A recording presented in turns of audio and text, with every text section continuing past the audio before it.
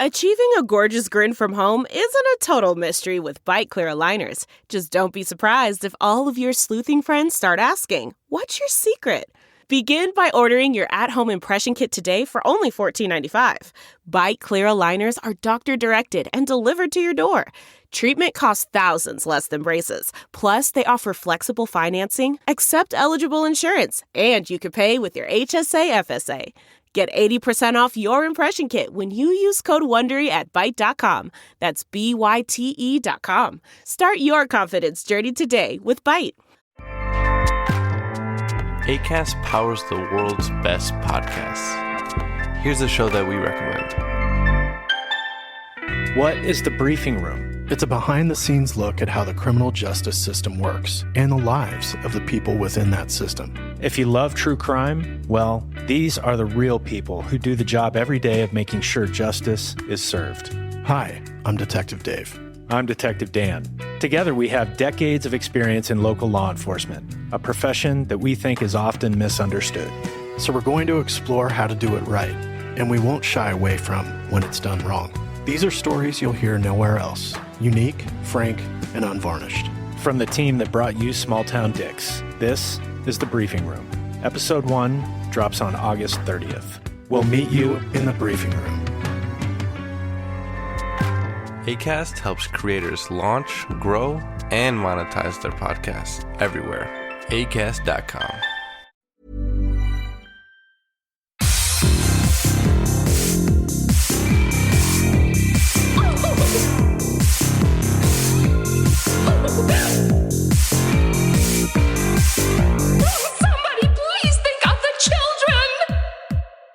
And welcome back to Little Cuts, our weekly minisode where we dig into the things that we've been watching recently. I'm Terry.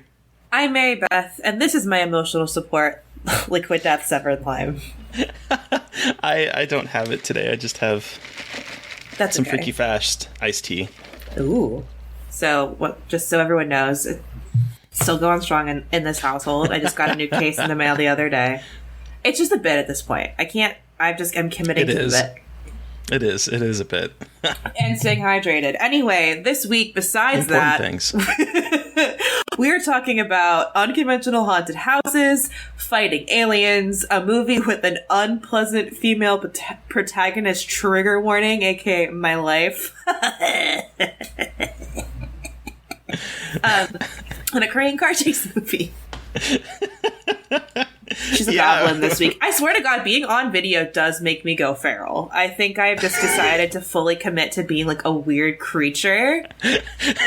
And the video just like really encourages me. And I'm listening to a podcast where a woman loves being a weird and like acting like a creature. So I think she's just feeding into my desire to be a gremlin. You're just pulling in that energy.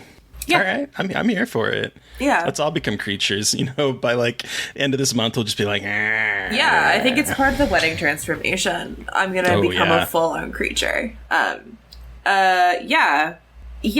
Speaking of creatures, but not really creatures, more like ghosts. Let's talk about this unconventional haunted house because I know that we both saw this movie. This is SKINAMARINK, directed by Kyle Edward Ball. And it is a Fantasia movie. It had its world premiere at Fantasia. And what the fuck? So I had heard rumblings about this being really good. And a friend of the show, Caitlin Nelson, messaged me and said, you need to watch this movie. It's the most found footage thing at the festival. You should check it out. And that's, of course, Ping Ping, Mary Beth, go request that screener. I mean, that's just like Mary Beth catnip, right? It's yeah. I was going to say Mary Beth catnip, and I was like, I say that too much, and it's kind of embarrassing. But if someone else has it, it's not as embarrassing. I just have an image of you, like, taking these found footage tapes and just, like, rubbing your face up along it. Yeah. And then just lying on your back, like, stoned. Uh-huh. Yeah, actually not far off from my everyday existence. Thank you so much. Anyway, so this film... Jesus Christ. I'm trying. We haven't even gotten to the first film yet, and we've already derailed. Yeah. But yeah, so this movie is weird. Yeah. To put it lightly. It's basically two kids wake up in a house where the dad is gone and the windows and doors have all disappeared.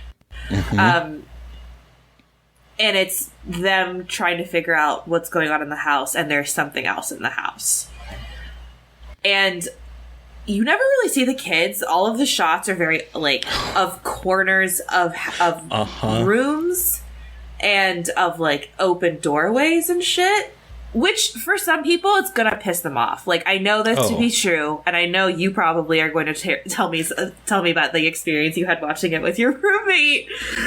But it's a lot of, like, playing with this very specific memory in my head of, like, laying down on a bed while the TV is on, or there's, like, static on the TV, and, like, what the colors look like on the ceiling, and it's in those weird liminal spaces of, like, 2, 3, 4 in the morning at a sleepover, or in the living room when the TV is still on.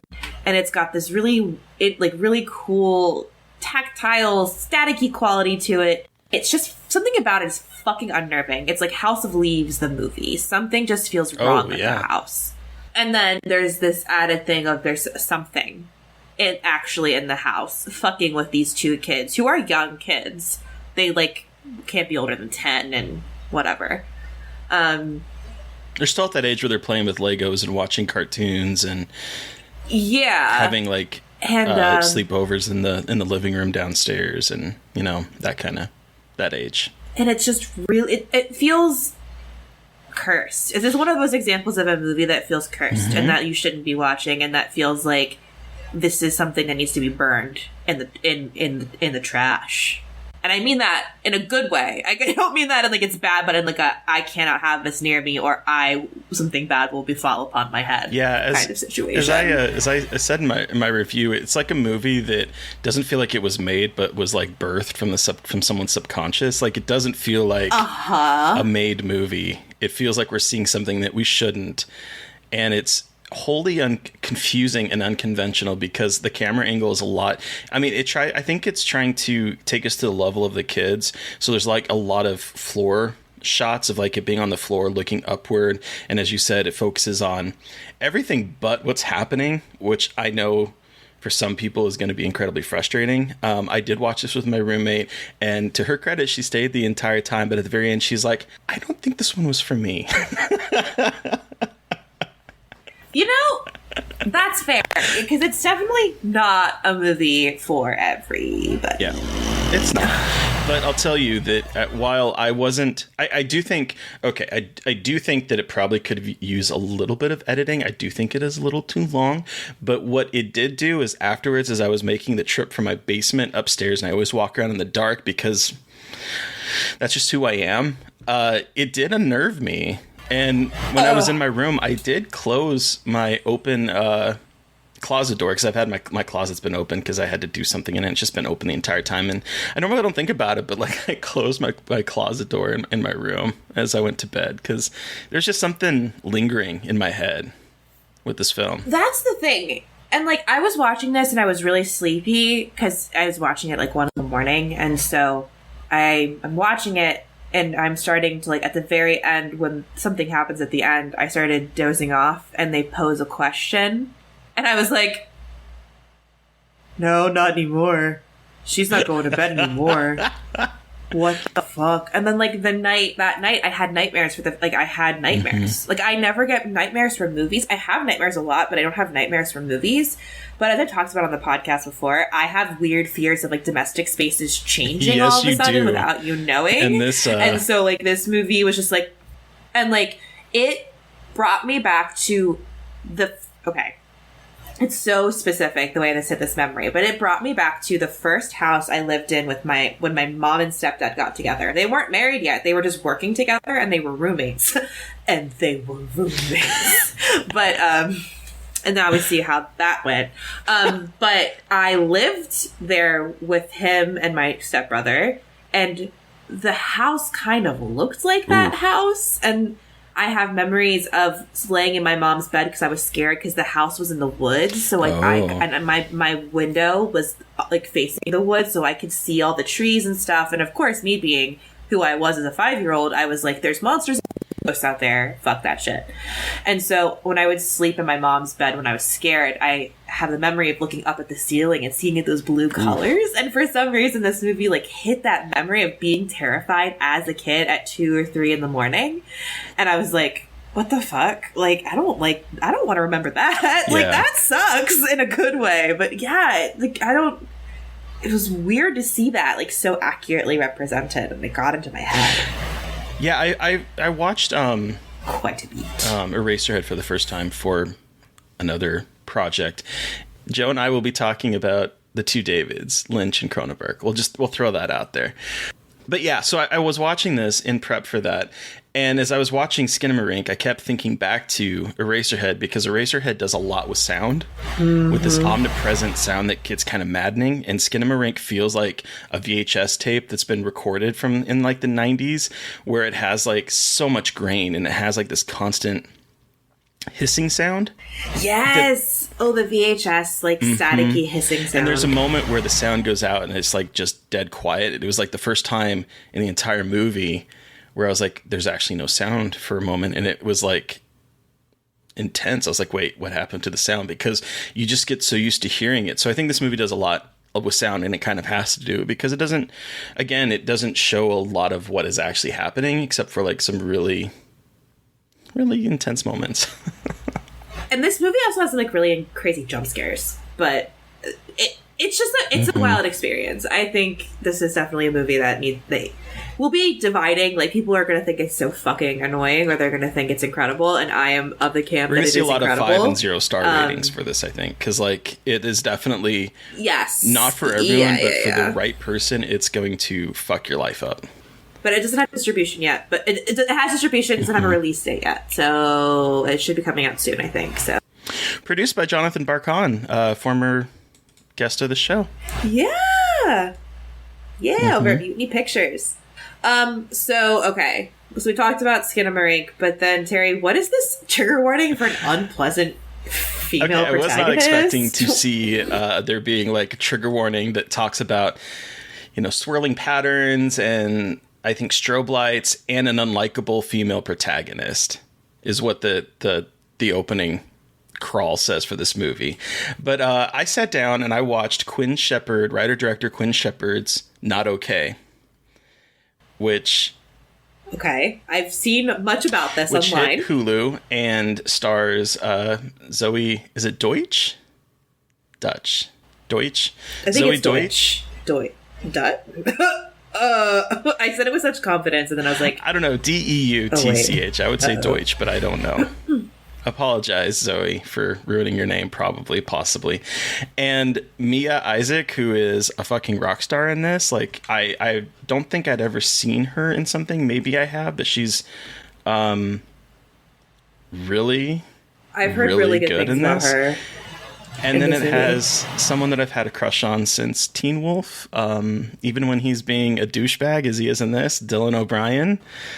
Oh, yeah, blonde douchebag O'Brien. Just vaping, and I'm like, okay, blow some of that smoke in my mouth, please. Like, what? I don't know. Anyway, so Zoe Deutsch. Zoe is playing a character named Danny, who is working at some, like, BuzzFeed type place, and she is an image editor, and she wants to be a writer, but no one takes her seriously. And so she invents this lie that she went to Paris for a writer's retreat. And so she starts taking pictures of herself and then editing in images of Paris behind her. And then she wakes up one morning after posting a photograph at some monument, and there was a terrorist attack in Paris. And so now she is stuck in this lie of lying that she was there and that she survived a terrorist attack. And it kind of goes from there of like, what? Of like her basically profiting off of trauma, this fake trauma that happened to her. And she gets stuck in this lie, but she starts to like get work at her job. Everyone at her job starts to like her. She gets the attention of Dylan O'Brien's Colin, who she had lusted after for a while, but it was just like a dude bro. And so she starts feeding into this lie because she's getting everything she wanted.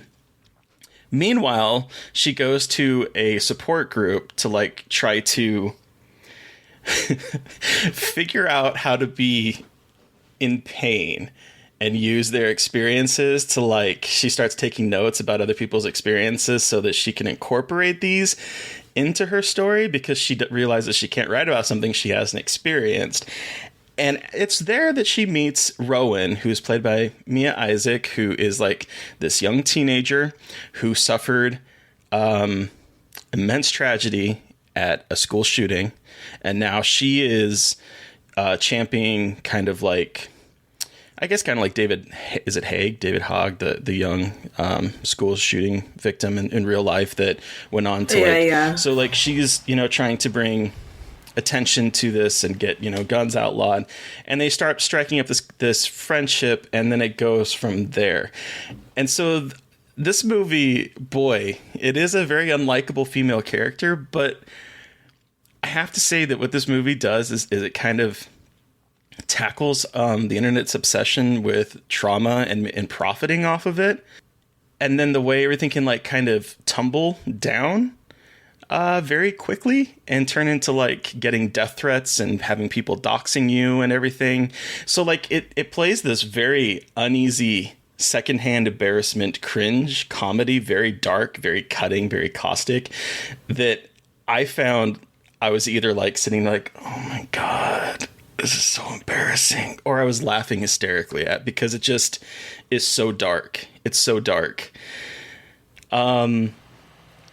I really liked it. Huh. Okay. But I can understand why a lot of people wouldn't. Yeah, I've seen a lot of very interesting things about it online. I am very curious about it, though. Yeah. I didn't realize, like, how dark it got. Like, I had no idea how dark it was. And then everyone was posting, like, dirtbag Dylan O'Brien being, like, sexy and gross. No. Is there a lot of fucking in that movie? Not a whole lot. She does get an encounter with him, and it is over before you can blink. And she realizes that he came inside without a condom, and she has to go get a morning after pill, Plan B. Like, it's just the kind of humor in this movie is on another level. I just got to say, whew. But yeah, no, I really liked it, and it's on Hulu. Well, okay. Yeah. Wow. Unlikable female protagonist. And boy, she is unlikable, but whatever. I think it's stupid that we have to, like, talk about unpleasant female characters when cinema and TV are littered with following male protagonists that are equally, if not more, shitty. And we're celebrating them. But, like, why even say that at the beginning? Like, then we're just have to put trigger warning. Like, I don't know. Is it some fucking some I weird don't know, commentary? because it's is it like a joke? If it was like its own thing, I would take it as a joke. But like, it's put in with real trigger warnings, like, you know, bright lights. A lot of people are photosensitive. Like it's included in that, and I'm like, if it was just like its own thing, you know, haha, funny. But at the very tail end of a very real trigger warning, I don't know. I don't know if it's a joke or not. I didn't know how to exactly take it, but it jumped out at me. Fascinating. Anyway, I'll digest that later. I think that in itself could like create some think pieces, but regardless, I want to hear about fighting aliens. I'm a huge kaiju fan. I'm a huge fan of Shin Godzilla from 2016, which is like a retelling of Godzilla from the maker which of I really need to see. Evangelion. And as part of yes, you do. And as part of Fantasia, they screened Shin Ultraman, which is the second. It's not a sequel, but it's in that Hideki Anno and his collaborator, whose name I'm looking up right now because he is the actual director, the sole director of this one. His name is Shinji Higuchi. He is Hideki Anno and him are creative partners, but Higuchi directed Shin Ultraman and Anno wrote it. And so it is based on the character Ultraman, which, again, is a character that has existed in Japanese media for a long time. And Ultraman is an alien that comes down from outer space to help save humanity from kaiju that are attacking the world. And so this is their homage to that. And, you know, just as the 1954 Godzilla was a very serious movie, Shin Ultraman is not serious whatsoever and is goofy as fuck.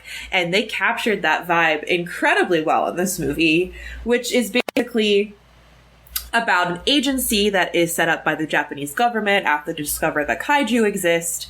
And this agency is like helping catalog and fight kaiju. And then one day, a giant silver man out of the sky to beat a kaiju, and then he disappears. And what ends up happening is he kills one of the agents by accident and decides to share bodies with him and give him the Ultraman powers. So he has like a little button that he can like put out, and then he becomes Ultraman, a big man who fights monsters. Wow. And it's as goofy as it sounds, and it's fucking incredible. And the movie, again, like, if you saw Shin Godzilla, do not expect that kind of, like, serious, scary tone. Like, it's not meant to be like that at all, which is great, because it's trying to be more like the original series, which is silly, weird, fun, and, like, very over the top. And that's what this movie is. It's goofier than, like, I would have... It's not, like... I like Ultraman, it's just really silly. And it's basically like watching a bunch of Ultraman episodes back to back. Like, it's very kind of like... There's an overarching narrative, but a lot of it's very like episodic in terms of the monsters that occur in the movie. And like as it goes from kaiju to like aliens that are trying to invade Earth kind of situation. So, but it's still really fun. Like, it's silly. It's got big monsters and really good effects, amazing music. I mean, Hideki Anno is the editor, and he's incredible at editing and making these like really chaotic, cool, like homages almost to Sam Raimi type editing. So it's fun as fuck. It's goofy, it's silly, and it's cool. It's got big monsters in it. So if you are a fan of Shin Godzilla, you'll probably have fun with this one. It's definitely got a much different tone, but it's a good fucking time. And that's coming. I'm not sure the release date yet, like for a theatrical release, but it's soon because it just had the premiere at Fantasia, and then it played in New York City a couple weeks ago. So it's coming. I think it's coming soon. So, and then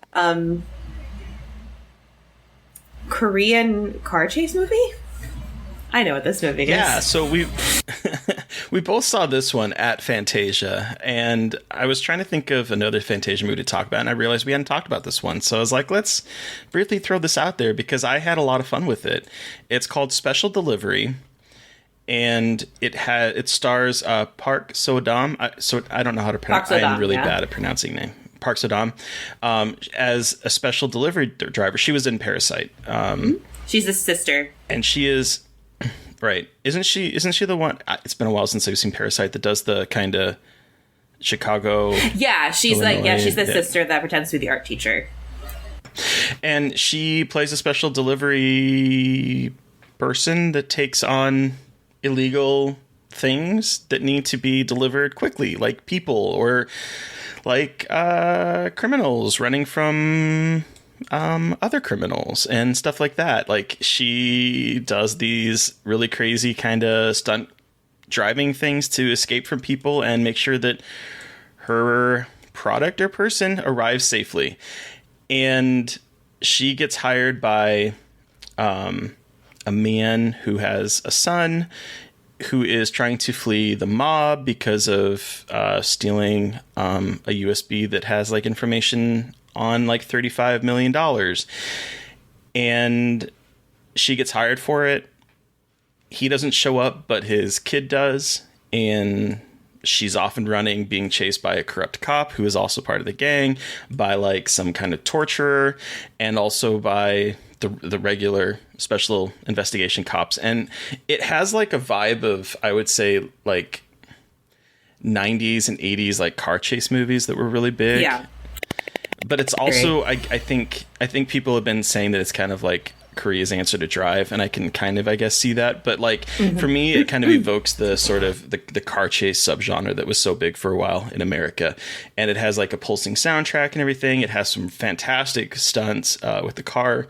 It gets a little dark in spots, but I had a really good time with it. So did I. So I saw this too. It was one of the first movies actually that I watched at Fantasia, and I was really surprised with how incredible the driving choreography is. It's like, it's so badass. It's tense. Precise. It's shot in, yeah, exactly. Like the way that it's done is just so cool. Like it feels like high paced. I mean, if you like Fast and Furious, you know, it's not racing obviously, but it's got that kind of high octane vibe. But then Park So-dam's character is this like, this bad bitch, but also she's got this cat that she loves and loves to take care of. There's like this really kind of these interesting sides to her that I really enjoyed in this, because it's not just like a brooding dude driving a car. It's like a badass woman in this world full of gross men who is like chill and calm and collected, but also has a side of like, I love my pet, and this is like, I'm not just all business and serious. And I like how they strike this. They don't make her one note, which I feel like so many movies can do so easily with characters like that, like the unlikable female protagonist. Well, and then also they don't make her the mom, like with the kid. Like they're like, I was afraid they're gonna kind of lean into like, oh my gosh, she's a woman, it's a kid, she has to like protect him. But they don't really lean into that. Yeah, she does protect him, but it's not like she doesn't find femininity or some like stereotypical idea of femininity through this kid. No, it's definitely not like, oh, she would like to be a mother now. Like, look at her. Like, it's so much. I'm very, very happy about that. Yeah, it's a lot of fun, high octane, exciting. It's a lot of great fun. stunts. Yeah, it's like it's not like adding anything super new to like the car chase action genre. Like it's pretty straightforward, but it's fun. Like if you're looking for a fun action movie that actually has like a woman in the center who isn't one note, this is the one. And again, Park So-dam, incredible. She's a badass. So yeah, it is a good fun action movie that if you're looking for an action movie that isn't like super dumb, but like isn't asking for a ton of your brain either. This is the ticket for you. Well, okay, that has been Little Cuts and what we've watched this week. But now that Fantasia's over, we're going back to horror comedies. Terry, what are we watching next week? Yeah, so we're coming, as Mary Beth said, we're coming back to horror comedies, and we are starting with an absolute classic, in my opinion. Shape-shifting aliens and little balls of fur. We're watching Critters. Hell yeah. And you had never seen this before, right, Mary Beth? Correct, I have not. My brother got me the box set of all 4 of them for Christmas, so I have an excuse to break them out. He was like, I don't know what movies you don't have. And I was like, that's fair. So he got me Critters, and it was a smart move, so... Yeah, I have a story to share about Critters, but I'm not going to share it until we get a guest on talking about Critters, because I'm still holding out for that. But I'm excited to talk about this comedy. And who are we talking with on Monday, Mary Beth? So on Monday, we are chatting with director and actor Brett Latta. You'll see him in front and behind of the camera in his debut feature film, The Andrew Baker Tape, which is out now on Terror Films' YouTube channel, and then it's having a digital rollout starting next Friday. And he brought with him the intense classic 28 Weeks Later. Not days, weeks. And boy, oh boy, it's really too relevant of a movie for now. So that's fun. It sure is. I was surprised at how well this movie held up. And it was a good conversation.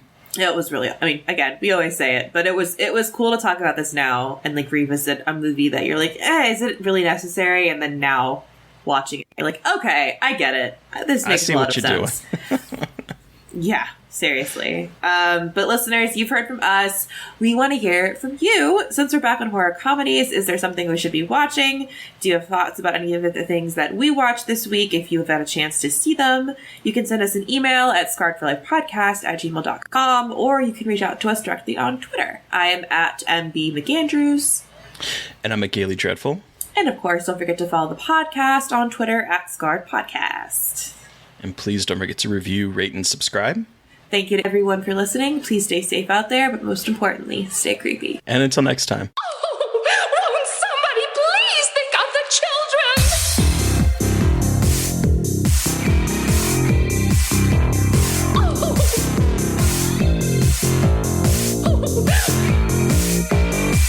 Won't somebody please think of the children?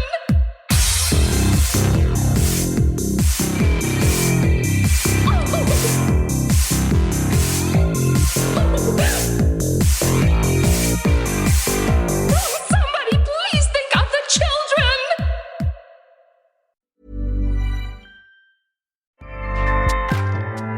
Acast powers the world's best podcasts. Here's a show that we recommend. What is the briefing room? It's a behind-the-scenes look at how the criminal justice system works and the lives of the people within that system. If you love true crime, well, these are the real people who do the job every day of making sure justice is served. Hi, I'm Detective Dave. I'm Detective Dan. Together, we have decades of experience in local law enforcement, a profession that we think is often misunderstood. So we're going to explore how to do it right, and we won't shy away from when it's done wrong. These are stories you'll hear nowhere else. Unique, frank, and unvarnished. From the team that brought you Small Town Dicks, this is The Briefing Room. Episode 1 drops on August 30th. We'll meet you in the briefing room. Acast helps creators launch, grow, and monetize their podcasts everywhere. Acast.com.